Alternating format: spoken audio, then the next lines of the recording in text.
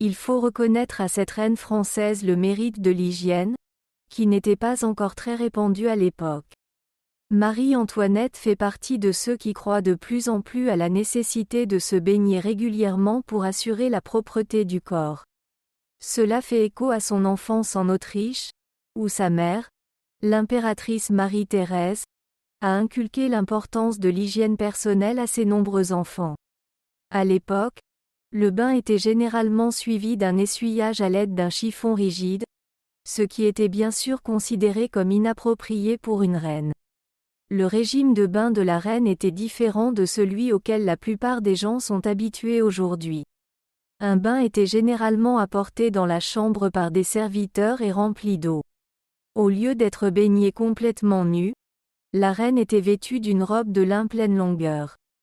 La robe était en lin anglais et se boutonnait jusqu'au cou.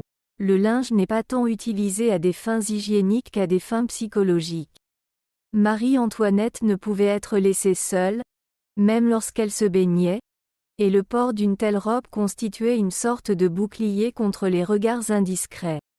Dès qu'elle sortait du bain, la dame de chambre de la cour recouvrait son corps d'un drap, qui était ensuite jeté sur les épaules de la reine. La reine enfile ensuite une chemise ouverte, une robe de chambre et des pantoufles. Marie-Antoinette aimait parfumer ses bains. Lorsqu'elle décidait de se baigner le matin, on lui servait généralement un petit déjeuner sur un plateau. On dit qu'en plus du parfum, la reine utilisait un mélange spécial d'herbes contenant du thym, de la marjolaine et du gros sel. Ce mélange plutôt spartiate était parfois remplacé par une combinaison plus appropriée proposée par le parfumeur personnel de Farjon. La reine demandait quelque chose de spécial pour son bain et, en réponse, il imaginait des sachets remplis d'amandes douces, de pignons de pin, de racines d'altea, de bulbes de lys et de Dieu sait quoi d'autre encore. Sur la table de toilette de la reine se trouvaient des peignes en ivoire et en nacre déjà préparés, des boîtes et des coffrets en or et en émail pour diverses poudres, des fards à paupières, des onguents, des lotions de toutes sortes, des flacons de cristal de roche pour l'eau, et ainsi de suite.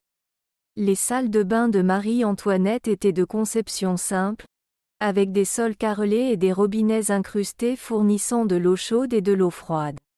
Le sol était légèrement incliné pour permettre aux domestiques d'évacuer plus facilement l'eau après usage.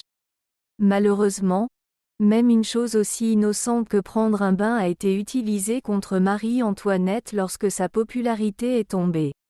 Soudain, son habitude de prendre régulièrement des bains a été jugée trop « allemande » pour la reine de France, son héritage autrichien a souvent été utilisé contre elle.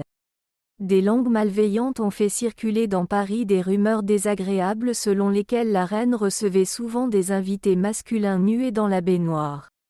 Bien entendu, rien de tout cela n'était vrai, quiconque connaissait un tant soit peu Marie-Antoinette ne croyait pas à ces histoires à dormir debout, mais de nombreuses personnes ont néanmoins colporté ces ragots avec un réel plaisir. Merci d'avoir regardé ce film.